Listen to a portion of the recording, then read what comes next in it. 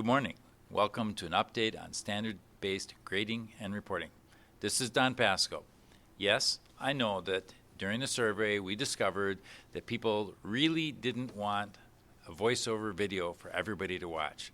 Unfortunately, today we're flung all across the district, and there were some pieces of information that we thought were so essential that it was worth doing this brief update to make sure people had the information they needed. So let's do it. First question, what is the purpose of this? Every time we think about standards-based grading reporting, our purpose is really the same. We are trying to implement a system that is meaningful, accurate, consistent, and supportive of learning. Our 5 standards of practice come directly from those ideas. Every meeting you go to about standards-based grading and reporting should center around these things. So this meeting, like every other one, that's our purpose. But what are we going to do specifically during these next few minutes? Today our goal, or our outcome, is to help ensure that every teacher has the basic grading and reporting information that can be referenced as they move forward. And you can see there's a little list of things in the slide there.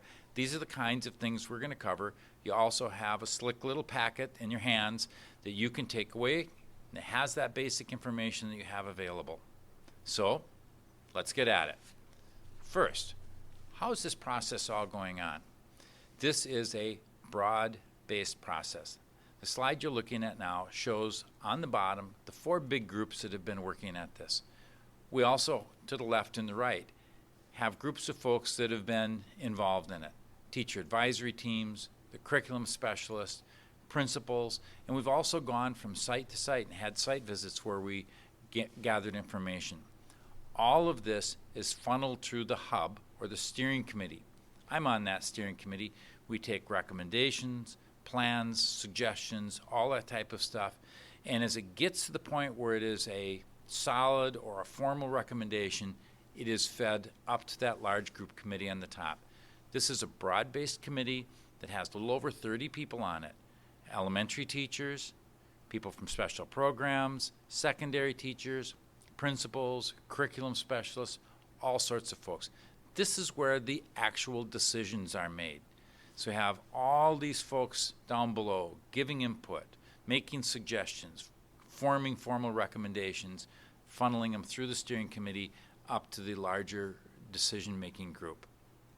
So what kinds of things have they decided? The next page is really the first practical application piece that's come out of it. We decided to define our work through standards of practice.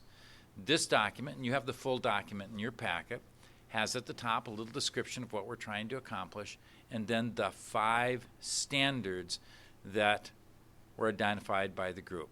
Now I want you to notice something different. You've probably seen this 3 or 4 times and had a date and draft on it. When you look at the upper right corner, no draft. This is the approved product from that group. It has the 5 standards. Under each standard, it has specific benchmarks, and to the left of the benchmarks, it tells which year those benchmarks are to be implemented. Now, this is a great guiding document. It clearly lays out our expectations, but sometimes it's a little tough to use. Just like when we do curriculum, we took this and reorganized those standards, or those benchmarks actually, as they play out year by year. The next document you have are the benchmarks laid out over the 3-year process. Next year is the first year of our implementation. It has 7 benchmarks that we're getting up and rolling. Real quickly, they are that course and grade level standards will provide the basis for grades. Second, that when we determine those grades, we'll be determining them by looking at students' work and comparing it to the standards, not to what other kids are doing. Third, although we recognize the great power of student collaboration and cooperative learning, the grades are individual and we must report out individual results. Fourth, 80% of the grade must come from learning evidence that occurs after instruction. It's what we call summative assessments. Could be course tests, could be performance tasks, projects, it could be something in band where the student has to play a melody after they've had the opportunity to practice it. Great variety of things could be summative, but they all come after the student has had the opportunity to practice and learn. The next one recognizes the essential role of professional judgment. Kids from class to class are different. Situation is different.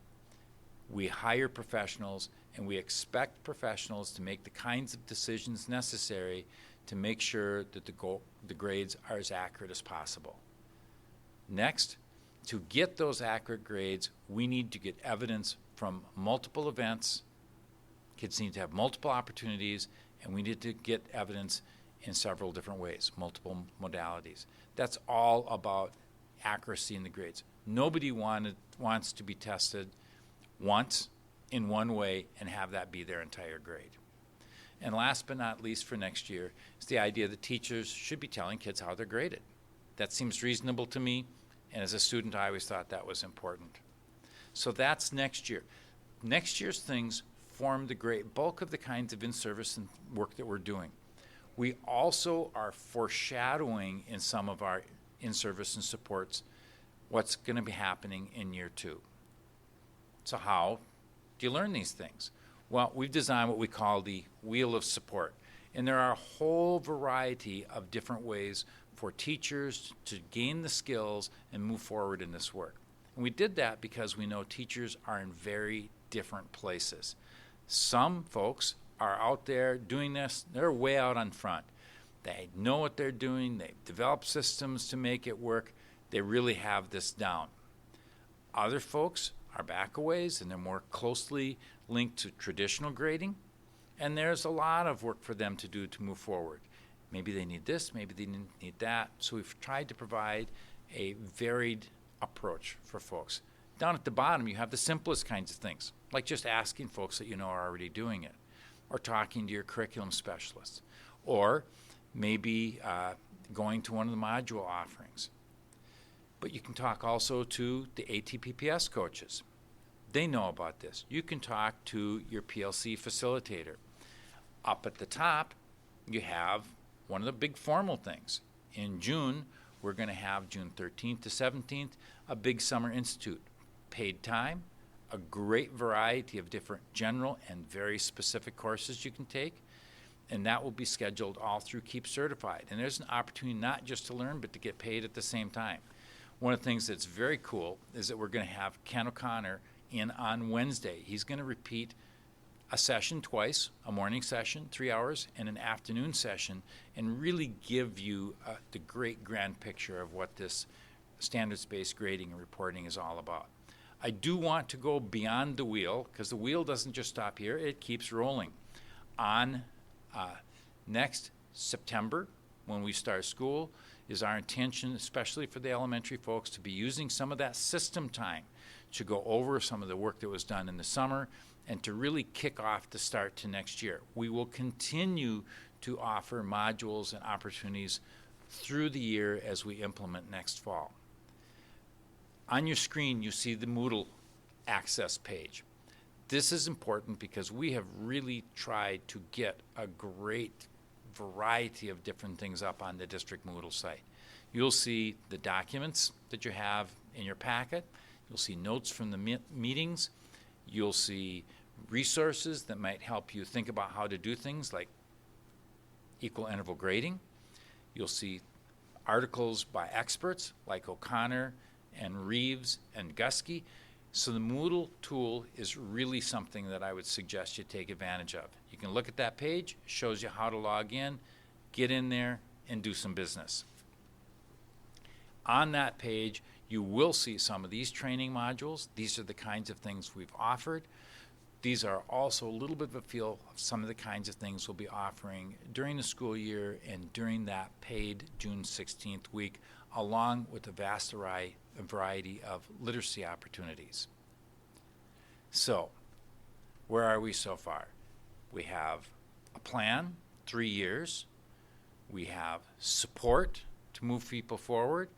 And last but not least, we do have some changes in the elementary report cards. So this is just for the elementary folks. Want you to know this as you're moving forward. There are 6 areas that will be implementing the new reporting standards on next year's report card.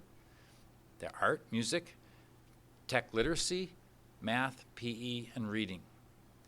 The grades for those areas will not be A, B, C, D. We will be using a 1 through 4 grading system with no pluses or minuses, and we will be marking the reporting standards only. So in other words, in math, if there are 5 reporting standards, they'll get 5 marks. What they won't get is an overall math grade. So on the academic side, those are the changes for next year.